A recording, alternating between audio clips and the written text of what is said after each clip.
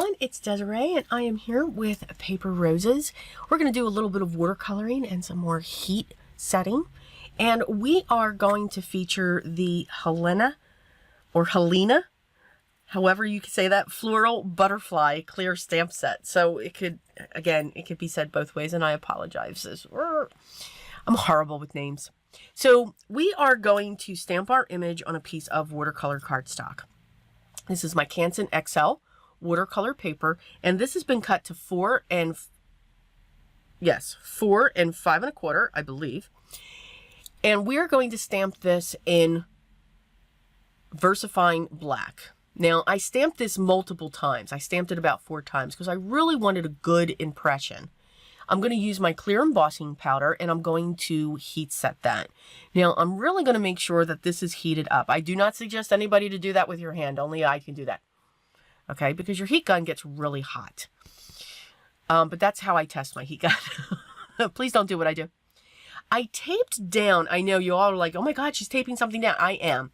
Because I am going to be adding a lot of water. I'm using my Mission Gold watercolors.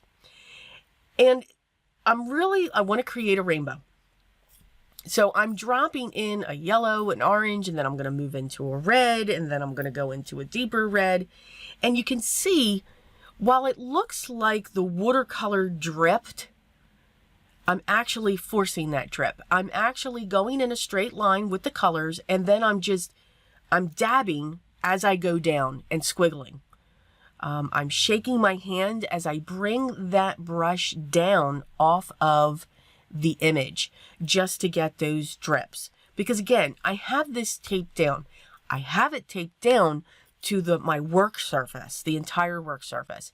Now, if I would have taped this down onto a separate piece of wood or glass or anything like that, then I would have been able to tip that up. But remember, I heat emboss this.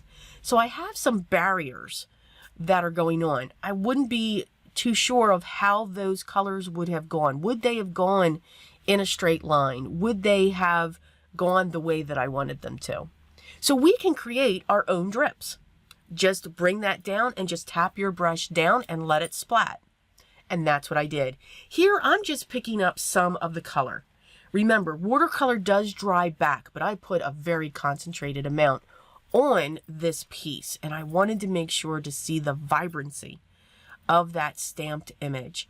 I love this image, the one side of the butterfly and then the other side with the florals. It's absolutely gorgeous. I am adding now some splatters in the same colors that I used going across this panel. So very grungy, but with a rainbow. I am a fan of the grunge look, but hey, we can put a rainbow to anything and it still looks great. When you pull back your tape, whether you're using painter's tape or washi tape, you always want to make sure that you're pulling it back on itself, or else it will tear your watercolor paper. Because I let that dry there, it went flat. So I don't have warping at all, even though I did have a little bit when I heat set it. So putting that water on there and watercoloring helped flatten it back out. I'm using my double-sided 2-inch tape by Uline. It's an extremely strong tape, and I always use it when I watercolor. It will also help flatten that panel out when I put it on my card base so my card base doesn't coil.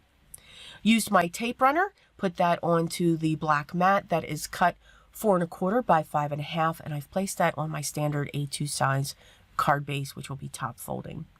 I am using the Hello Fine Script sentiment die, and I popped that on vellum with the cloud, and I'm using black cardstock for the hello. I'm going to add some black gems. These are by Studio Katia, and I'm just placing those around my image, again making them like splatters, part of that splatter that came off of the butterfly. I'm then going to come in with my Sparkle pen by Spectrum Noir. Put that on top of the hello. And you can see on this yellow piece of cardstock here, the scrap, I put a little bit of glossy accents. This is a very dainty sentiment. I would have gotten the glossy accents all over. So I just put a little bit down on a piece of scrap cardstock, and I'm using a fine paintbrush, and I'm putting that on top. We can paint with our glossy accents. Have water right next to you with that brush, because the moment you're done painting with it, get it in water.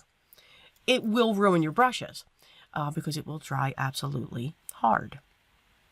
I hope you enjoyed today's project. Colorful, but with a little bit of grunge. Again, the two can be combined at any time. Products I use will be listed down below. And if you have any questions, please leave those down below, and I'm sure someone will get back to you as soon as possible. Hit that subscribe button, hit that thumbs up, and make sure you hit the bell so that you're notified when the next video is live here on the channel. Enjoy your space, enjoy your craft time, and enjoy the art that you create most of all. But always remember what's most important. Always be creative, and I'll talk to you in the next one, guys. Take care.